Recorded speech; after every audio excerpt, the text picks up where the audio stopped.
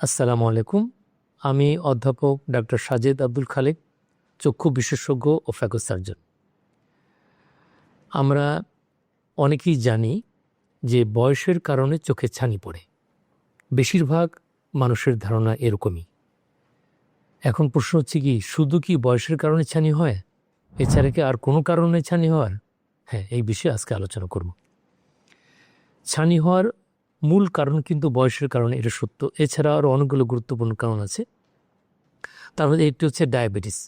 যদি অনিয়ন্ত্রিত ডায়াবেটিস থাকে তাহলে এটা বয়স পূর্ণ হওয়া, অর্থাৎ 50 বছর 60 বছর হওয়ার আগেই, এমনকি 30 বছর 40 বছর 35 বছর 50 এরকম অনেক বয়স হওয়ার আগেই ছানি পড়তে পারে।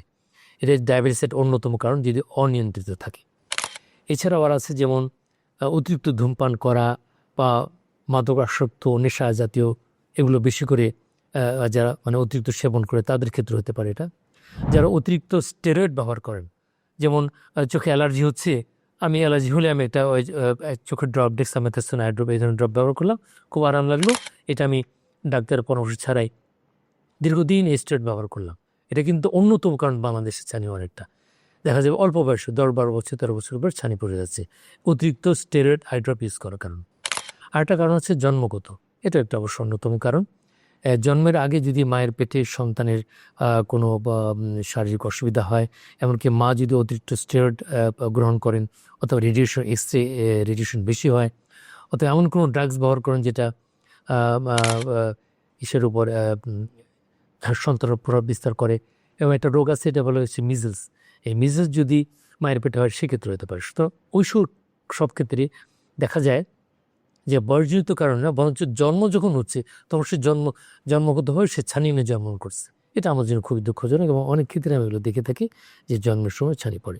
এছাড়াও আরেকটা আছে আঘাতের কারণে, যে কোনো বয়সে, জন্মের পরের থেকে শুরু করে একেবারে বয়স 40, 50, 60 বছর কোনো কথা না, এনি এজ, যে কোনো বয়সের যখন কোনো আঘাত লাগে, যেমন কোনো কর্ক ইনজুরি হলো ব্যাডমিন্টন খেলার সময়, অথবা ক্রিকেট বল লাগলো, অথবা যে কোনো আঘাত লাগলো, সেই ক্ষেত্রে দেখা এই আঘাতের কারণে কিন্তু যে কোনো সময় ছানি পড়ে যেতে পারে। এটাও কিন্তু আমাদের সেটা অন্যতম কারণ।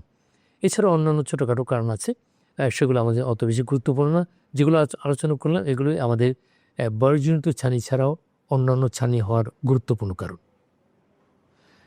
এই বিষয়ে যদি আপনাদের আরও কোনো প্রশ্ন থাকে তাহলে আপনারা কমেন্ট বক্সে প্রশ্ন করতে পারেন, আমরা এর উত্তর দেব ইনশাআল্লাহ।